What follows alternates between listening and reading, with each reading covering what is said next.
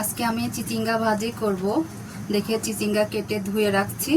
আর এখানে পেঁয়াজ, মরিচ আর হচ্ছে একটুখানি 2-1 কোয়া রসুন কেটে রাখছি।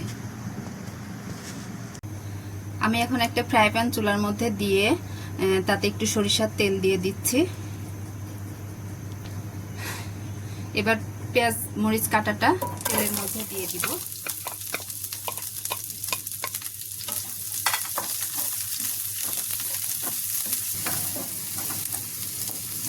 একটু ভালো মতো নেড়ে নিয়ে যখন একটু পেঁয়াজটা একটু নরম হয়ে আসবে সেই পর্যায়ে আমি হচ্ছে চিচিঙ্গাটা দিয়ে দিব।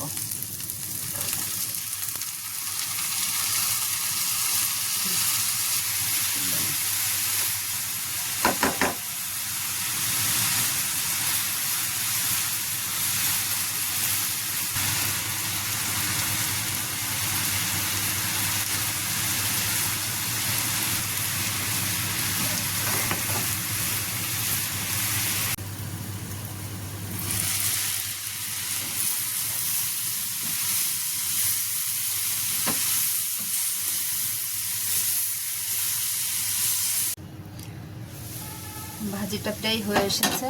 তো ভাজিটা যে চিচিঙ্গা ভাজি আপনাদের দেখাবো দেখে যে ভাজিটা করছি ওরকম না বিষয়। আমি আজকে চিচিঙ্গা ভাজি করছি তাই একটু আপনাদের সাথে শেয়ার করলাম।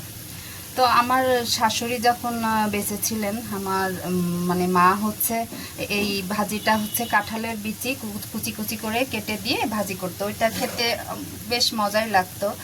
আর এটা হচ্ছে আজকে ডিম দিব। এটা আমার একমাত্র ননদ, আপা হচ্ছে এভাবে করে, আপা থেকে আমি শিখছি। তো আপা হচ্ছে যখন ভাজিটা প্রায় হয়ে আসে তার মধ্যে হচ্ছে একটা ডিম ছেড়ে দেয়। মাঝখানে একটুখানি তেল দিয়ে তার ভিতরে হচ্ছে এখন তেলটা কিছুটা হয়ে আসলে এর মধ্যে আমি একটা ডিম দিয়ে দিব।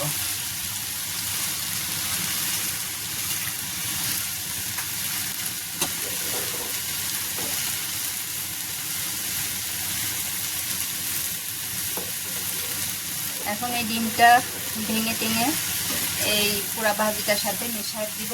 এইটাই হচ্ছে রেসিপি। এটা কিছুক্ষণ নাড়লে তেল বের হয়ে আসবে, তখনই ভাজিটা হয়ে যাবে।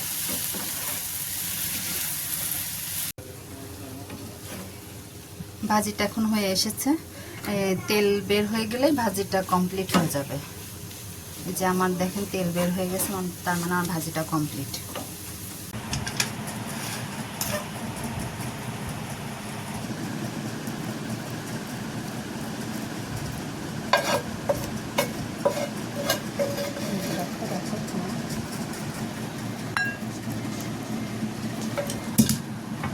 আমার পুরো কমপ্লিট, এটাই ফাইনাল লুক।